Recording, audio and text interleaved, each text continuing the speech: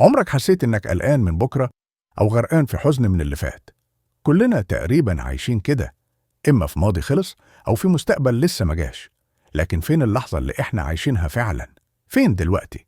الكاتب إيكهارت تول بيقولك الحاضر هو الحقيقة الوحيدة اللي عندك، والباقي مجرد وهم.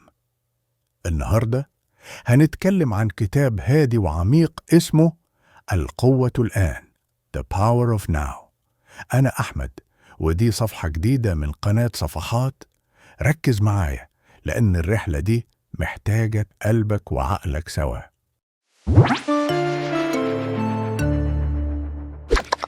يعني إيه قوة اللحظة الحالية؟ الكتاب بيبدأ بفكرة بسيطة جدا لكن مفعولها قوي. اللحظة الحالية هي كل اللي معاك.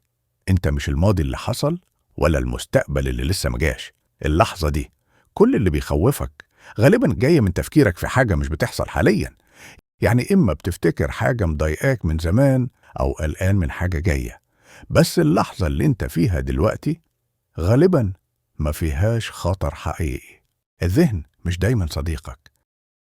الذهن عندنا شغال طول الوقت، بيفكر ويحلل ويقارن ويقلق ويخوفنا. بس الحقيقة إنك مش مضطر تصدق كل فكرة بتيجي في دماغك. إيكهارت تول بيقول أنت مش أفكارك، أنت الكائن اللي بيشوف الأفكار. الفرق ده مهم جدا. لما تفصل نفسك عن دماغك تبتدي تتحرر. الألم وليه بنشيله معانا؟ كتير من ألمنا مش من اللي حصل فعلا، لكن من التفكير اللي ما بيخلصش فيه. الكتاب بيشرح إننا بنخزن ألمنا جوانا وبنعيش فيه كل يوم، كأنك شايل شنطة مليانة هموم وما بترضاش تنزلها. الحل تعيش في اللحظة وتلاحظ إن 90% من قلقك هو وهم مش واقع. إزاي نعيش اللحظة؟ طيب السؤال المهم، إزاي أعيش اللحظة؟ أول حاجة، راقب تنفسك. نفسك هو الحاجة الوحيدة اللي بتحصل دلوقتي، مش في الماضي ولا المستقبل. ركز في الشهيق والزفير، هتحس إن دماغك بيهدى.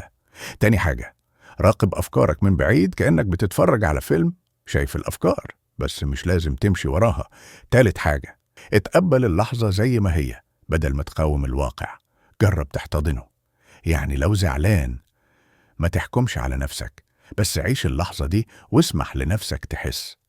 الهدوء الداخلي بيبدأ لما تقبل اللحظة بدل ما تهرب منها. الزمن وهم إلا دلوقتي. واحدة من أجرأ أفكار الكتاب إن الزمن زي خيال. إحنا بنفتكر الماضي ونخطط للمستقبل، لكن محدش بيعيش دلوقتي فعليا. أنت كل اللي عندك هو اللحظة الحالية والباقي خيالات ذهنية. لو عشت في اللحظة هتحس بحرية حقيقية، وهتكتشف إن كتير من مخاوفك أصغر بكتير مما كنت فاكر. الوعي هو الحل. الحل مش في إنك تفكر أقل، لكن في إنك تبقى واعي أكتر. كل لحظة بتكون فيها حاضر، بتفصل عن الذهن وتدخل في حالة سلام داخلية. إيكهارت بيقول الوعي هو النور اللي بيذيب ظلمة التفكير الزايد. كل ما وعيت أكتر كل ما سيطرت على حياتك أكتر. كتاب القوة الآن مش كتاب بتخلصه وتقفله، ده كتاب ممكن يغير حياتك لو طبقت اللي فيه. عيش اللحظة، ما تبقاش عبد الماضيك ولا رهينة لمستقبلك. كل حاجة عظيمة بتحصل دلوقتي. ودي كانت صفحة جديدة من قناة صفحات. لو حسيت إن الفيديو فادك ابعته لحد بتحبه واشترك معانا، علشان كل كتاب هنا هو صفحة جديدة في حياتك. سلام.